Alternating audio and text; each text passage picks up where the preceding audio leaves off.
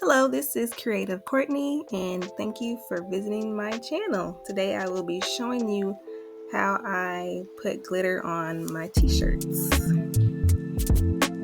Using Mod Podge glue, a couple of different paint brushes, black and gold glitter, some Mod Podge spray sealant. First, I'm going to be using this Mod Podge glue. This will be the first step. Here you can see where I am adding the glue with my paintbrush. And I'm just adding inside the orange letters. You want to make sure you stay in the orange part. Make sure it doesn't go on the outside. And now for the fun part, I am adding the gold glitter onto my letters. And here you want to add as much as you want. Make sure you get all over the glue part. You don't want any glue showing. So sprinkle, you want to put a generous amount of glitter on there.